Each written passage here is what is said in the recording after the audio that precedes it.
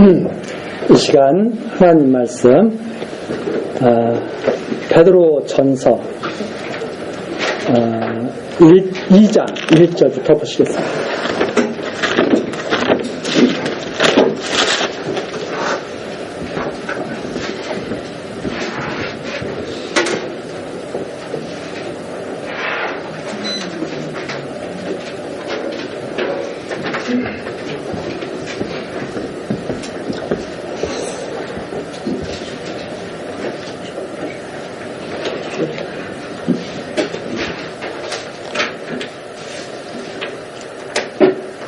베드로 전서 2장 1절입니다. 그러므로 모든 악독과 모든 괴율과 의식과 시기와 모든 비방하는 말을 버리고 갓난 아이들 같이 순전하고 신령한 젖을 사모하라. 이는 이로 말미암아 너희로 구원에 이르도록 자라게 하려 함이라. 너희가 주의 인자하심을 맛보았으면 그리하라. 3절까지 말씀입니다. 우리가 전 시간서부터 하나님께 있는 성도의 산 소망에 대해서 지금 전해 듣고 있습니다. 하나님의 말씀으로 거듭났으니까 서로 사랑하라. 사랑할 수 있는 이유가 나타나 있습니다. 하나님의 말씀으로 거듭났으니까 서로 사랑하라고 그렇게 1장 22절에서 25절 사이에 말하면서 이제 2장 1절부터 3절까지 내용은 주의 인자하심을 맛보았으면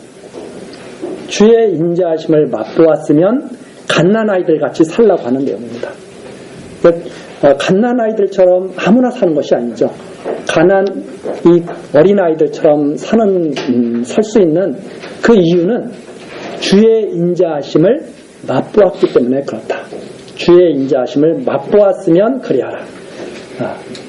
그러면 갓난 아이들 같이 순전하고 신령한 젖을 사모하기 위해서 모든 악독과 모든 괴율과 의식과 시기와 모든 비방한 말을 버리고 그리고 갓난 아이들처럼 젖을 사모하라 말이죠. 그 어린아이가 다윗도 시편에서 그렇게 노래하지 않았습니까? 어린아이가 가장 행복할 때가 어떤 때냐? 어미 품에 안겨서 젖을 먹고 편안하게 쉴 때, 그때가 가장 갓난 아이들에게는 최고의 순간이죠. 아무 염려도 없고 위험도 없고 근심 걱정도 없고 따뜻한 엄마 품에서 젖을 먹고 편히 쉴 때, 그게 가장 최고의 순간 아니겠습니까? 바로 갓난 아이들처럼 그렇게 사모하라는 거죠. 그러면서 왜 그렇게 해야 되느냐? 구원에 이르도록 잘 자랄 수 있도록. 그래서 갓난 아이들이 엄마 젖을 잘 먹고 편안하게 쉬면 무럭무럭 자라죠. 잠잘 때마다 무럭무럭 자랍니다. 아무 일을 하지 않아도. 그렇죠? 엄마 젖을 먹고 푹 자면 깨어보면 자라있고, 엄마 젖을 먹고 푹 자고 깨어보면 자라있고, 바로 그것이 하나님께서 하신 일이에요. 그런데 그걸 잘 알지 못하면 자기가 자라게 하려고 애를 쓰죠. 그런데 예수님께서도 그렇게 말씀하시지 않습니까? 너희들이 염려함으로 키를 한자나 자라게 할 사람이 있느냐, 세상에. 아무도 없다. 하나님께서 자라게 해주시죠. 바로 그런 일이 나타날 수 있도록 너희가 주의 인자하심을 맛보았으면 그리하라. 주의 인자하심을 맛본 자는 그렇게 해라. 그 내용이고, 그 다음에 4절서부터 5절까지 내용은 예수께 나와서 신령한 집으로 세워지고 거룩한 제사장이 되라고 하는 내용입니다. 4절이죠. 사람에게는 버림바가 되었으나 하나님께는 택하심을 입은 보배로운 산돌이신 예수께 나와. 예수는 어떤 분이신가? 사람들에게는 버림을 받았습니다. 사람들에게 세움을 받은 분이 아닙니다. 사람들에게는 버림을 받고 하나님께는 택하심을 받은, 우리가 예수 그리스도의 지체라면 우리도 똑같습니다. 우리는 사람에게서 세워지는 사람들이 아니라 하나님의 택하심으로 세워지는 사람들이죠. 바로 그 예수께 나와서 너희도 산돌같이 바로 예수 그리스도와 같이 신령한 집으로 세워지고 예수 그리스도로 말미암아 하나님이 기쁘게 받으실 신령한 제사를 드릴 거룩한 제사장이 될지니라. 우리가 거룩한 제사장이 되는 이유, 바로 예수 그리스도의 지체이기 때문에 그렇습니다. 예수 그리스도를 떠나서는 아무도 거룩한 제사장으로 존재할 수가 없습니다. 그래서 우리가 계속 이렇게 그림을 우리가 그리죠. 이 그림은 정말 우리들의 마음속에 항상 간직하고 있어야 할 그림입니다. 이제는 우리가 산 것이 아니라 우리는 그리스도의 몸이다. 그리스도가 우리의 머리다. 그리스도. 우리는 이 머리의 역할을 하는 존재들이 아닙니다. 이제는 우리는 그의 몸이다. 이것이 바로 성도들이다. 성도들.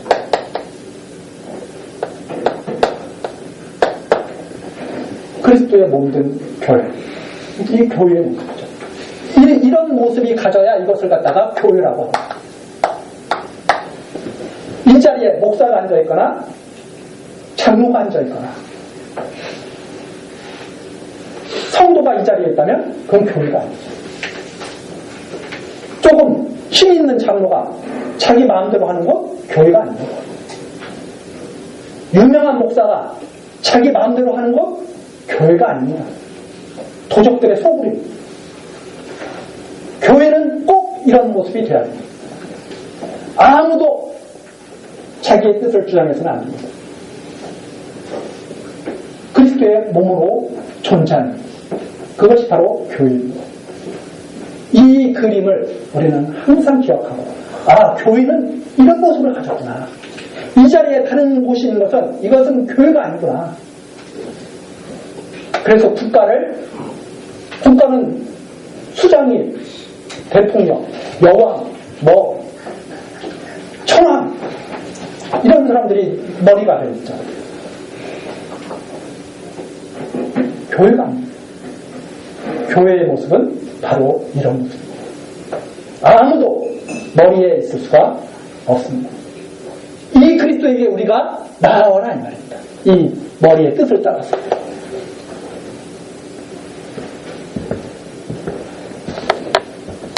이렇게 될 때 성도들이 바로 거룩한 제사장이죠.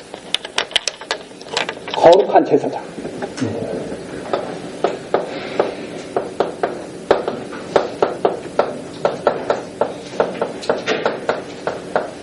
이렇게 되지 않은 사람들이 무슨 거룩한 제사장이에요. 이게 바로 거룩한 제사장의 모습이죠. 가운 입었다고 제사장이 아닙니다. 이렇게 됐을 때 거룩한 제사장이 됩니다.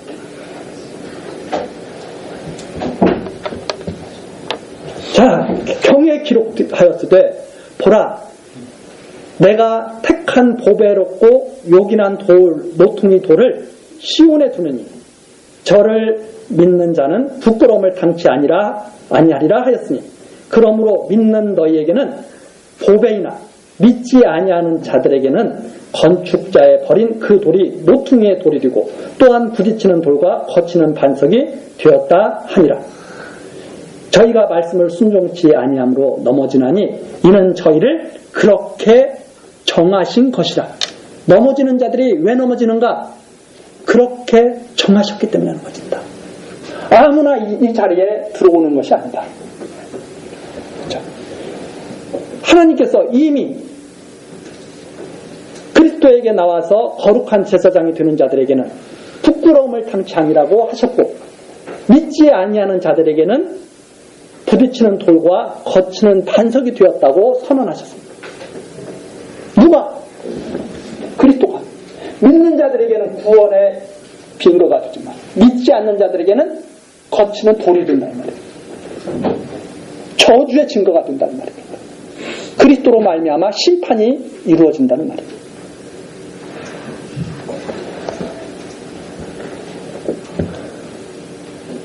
믿지 않는 자들, 이 복음 진리에 순종치 아니하는 자들은 바로 넘어지는 자들입니다.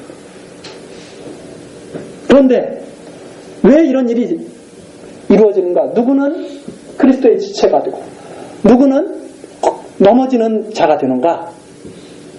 하나님이 그렇게 정해놓으셨다는 말입니다. 하나님이 정한 것을 누가 바꿀 수 있겠습니까?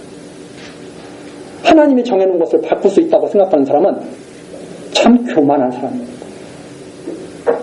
생각을 해보십시오. 우리들이 햇빛이 내리칠 때 그 햇빛을 내리치지 못하게 할 수가 있습니까? 그렇게 할 수 있는 사람은 아무도 없습니다. 온전히 다 햇빛을 받아야 됩니다. 하물며 그 빛을 만드신 온 세계를 만드신 분의 뜻을 누가 거역하면 설 수 있겠단 말입니다. 아무도 그럴 사람 없습니다. 하나님이 정해놓으신 대로 되어지는 겁니다. 바로 이것을 강하게 증거하고 있습니다. 6절부터 8절 경에 예언된 대로 믿는 자와 믿지 않는 자가 정해진 것이다. 성경에 예언되어 있다. 믿는 자와 믿지 않는 자가 정해진 것이라고 증거를 하면서 그러면 성도들이 왜 택함을 받고 궁유를 얻었느냐? 그 이유가 9절부터 10절까지 나왔습니다. 오직 너희는 택하신 족속이요 왕같은 제사장이요 거룩한 나라요 그의 소유된 백성이니 우리 이 말씀 잘 알지 않습니까? 바로 이런 백성. 택하신 자가 이렇게 되죠. 또한 왕같은 제사장들이 이렇게 돼요. 거룩한 이 나라는 거룩한 나라입니다. 하나님의 소유된 백성입니다. 왜 그렇게 하나님께서 역사하셨는가? 이는 너희를 어두운 데서 불러내어 그의 기이한 빛에 들어가게 하신 자의 아름다운 덕을 선전하게 하려 하십니다. 하나님의 은혜의 영광을 찬송하도록 그렇게 하신 것이다. 아무 일한 것도 없이 추수하게 하신 위의 열매를 거두게 하신 그 덕을 선전케 하려 하시는 것이다. 예수님께서 그렇게 말씀하시죠. 공중나는 새를 보라. 들에 핀 백합화를 보라. 아무 일도 하지 않고 질삼도 하지 않았는데 다 주께서 먹이시지 않느냐. 하물며 그것들보다 귀한 너희들이야. 그것들보다 귀한 너희들 아니냐. 주께서 기르실 것이다. 아무 염려하지 말라. 이렇게 말씀하시죠. 왜 그렇게 기르시는가? 은혜의 영광, 아름다운 덕을 선정케 하시려고, 찬송케 하시려고 그러는 것이다. 하나님을 자랑케 하시려고 그러는 것이다. 이런 말씀이죠.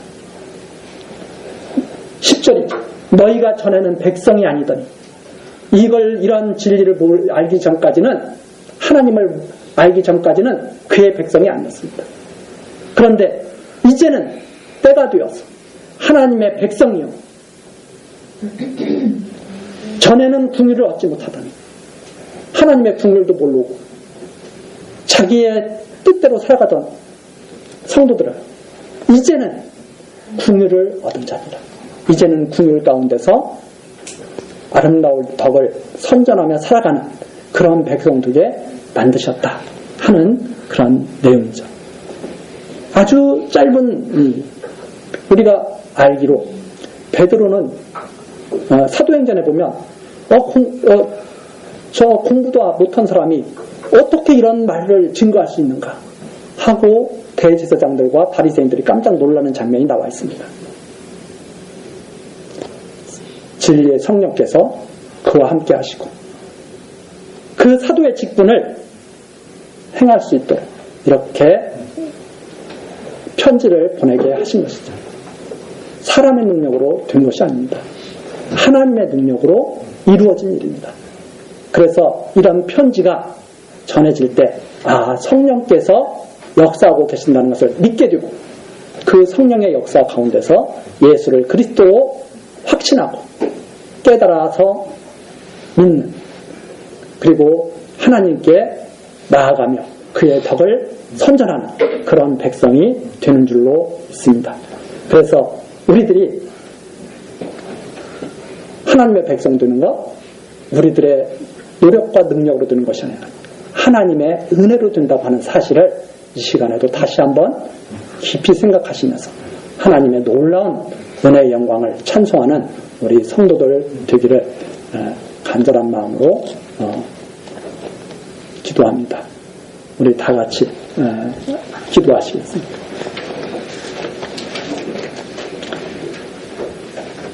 택한 백성의 길을 지키시며 형통케 하시는 하나님 아버지, 크신 은혜에 감사와 찬송을 드립니다.